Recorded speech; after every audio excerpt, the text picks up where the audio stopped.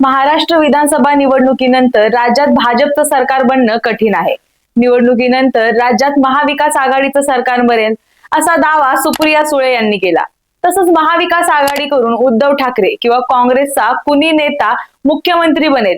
आमचा पक्ष मुख्यमंत्री पदाच्या शर्यतीतून बाहेर आहे. आम्हाला कोणत्या पदाची इच्छा नाही, अशी महत्वाची प्रतिक्रिया सुप्रिया सुळे यांनी 2 महिन्यांपूर्वीच दिली होती. आता सध्याच्या विधानसभा निवडणुकी दरम्यान त्याची जोरदार चर्चा होताना दिसते. याआधीही शरद पवार यांनी ते मुख्यमंत्री पद भूषवणार नसल्याचं सांगितलं होतं. त्यावरून ही निवडणूक शरद पवारांची शेवटची निवडणूक असं अजितदादांनी वक्तव्य केलं. त्यावर जोरदार टीकाही झाली. पण मग प्रश्न हाच उरतो की जर महाराष्ट्रात महाविकास आघाडीची चर्चा झाली तर मग याचा मुख्यमंत्री कोण होणार, याबाबत जाणून घ्यायला आता जनताही इच्छुक आहे. मागे उद्धव ठाकरेंनी मुख्यमंत्री पदाचा चेहरा जाहीर करण्याचा धोशा लावला होता. पण हरियाणाच्या निवडणुकीचा निकाल लागल्यानंतर उद्धव ठाकरेंनी मविया जो निर्णय घेईल तो मान्य असेल असं थेट सांगून टाकलं. पण मग आता सुप्रिया सुळेंच्या विधानांचं काय? उद्धव ठाकरेच मवियाची सत्ता आल्यावर पुन्हा एकदा मुख्यमंत्री होणार की ही खुर्ची खुद्द शरद पवारांनी संकेत दिलेल्या जयंत पाटलांकडे जाणार, की सुप्रिया सुळेंच्याच रूपाने महाराष्ट्राला पहिली महिला मुख्यमंत्री मिळणार? जाणून घेणार आहोत प्राईम संवादच्या आजच्या भागात. नमस्कार, मी सारिका. प्राईम संवाद या युट्यूब चॅनलवरती आपणा सर्वांचं स्वागत करते. निवडणूक जसजशी जवळ येते तसतसं राज्यातील रणधुमाळी वाढत चाललीये. आधी पक्षांतर्गत संघर्ष, मग उमेदवारांची मनधरणी करत उमेदवार निश्चिती, आणि आता लोकसभेच्या निकालापासूनचा सतत चर्चेत असलेला प्रश्न म्हणजे यंदाचा महाराष्ट्राचा मुख्यमंत्री कोण? महायुतीत जसा हा प्रश्न वादळ उठवतोय तसंच मवियातही उद्धव ठाकरे असतील, सुप्रिया सुळे, शरद पवार किंवा नाना पटोले यांनी वेळोवेळी मुख्यमंत्री पदाच्या चेहऱ्याचं नाव गुलदस्त्यास ठेवण्याचं बघितलंय. नुकतंच जयंत पाटलांनी महायुतीचा चेहरा हा देवेंद्र फडणवीसांचा असू शकतो, पण मग जो जाहीर का नाही करत असा सवाल केला होता. पण मवियाविषयी मात्र त्यांनी काहीही स्पष्ट सांगितलेलं नाही. असं असताना आता मवियाचं सरकार आलं तर मुख्यमंत्री कोण होईल हे पाहणं महत्वाचं ठरतंय. त्यामुळे आता आपण सविस्तर आढावा घेऊया.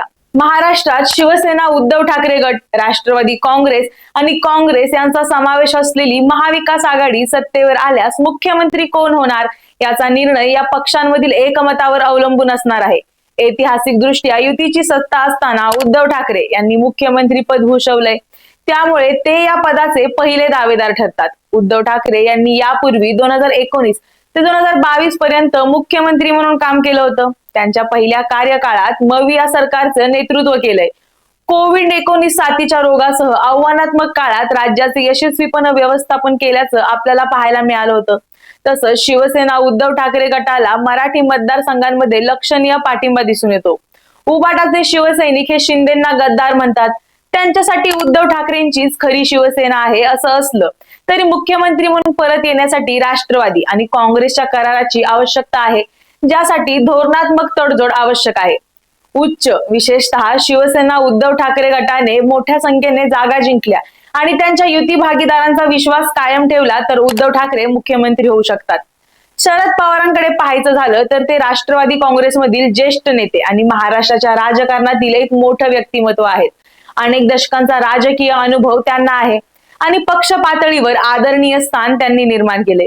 कुशल वार्ताकार आणि धोरणात्मक विचारवंत म्हणून त्यांना ओळखलं जात असल्याने ते या निवडणुकीत किंग मेकर ठरू शकतात. पण 83व्या वर्षी पवार मुख्यमंत्र्यांच्या दैनंदिन जबाबदाऱ्या घेण्याऐवजी पडद्यामागील भूमिका पसंत करतील.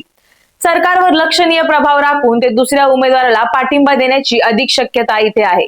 आता दुसरा उमेदवार बघायचा झाला तर खुद्द शरद पवारांनी जयंत पाटलांचं नाव मुख्यमंत्री म्हणून सुचवलं होतं. पाटलांनी महाराष्ट्र सरकारमध्ये अर्थमंत्री आणि जलसंपदा मंत्री अशा अनेक महत्वाच्या कॅबिनेट पदांवर काम केलंय. त्यांच्या प्रशासकीय कार्यक्षमतेसाठी ओळखले जाणारे पाटील यांची एक विश्वासार्ह नेता म्हणून ख्याती आहे. त्यांचा राष्ट्रवादी काँग्रेसमध्ये आणि महाराष्ट्रातील व्यापक राजकीय क्षेत्रातील सदस्यांद्वारे आदर केला जातो. महत्वाची पोर्टफोलिओ हाताळण्याच्या प्रदीर्घ ट्रॅक रेकॉर्डसह जयंत पाटील यांनी राज्य कारभाराचं व्यवस्थापन करण्याची क्षमता सिद्ध केली आहे.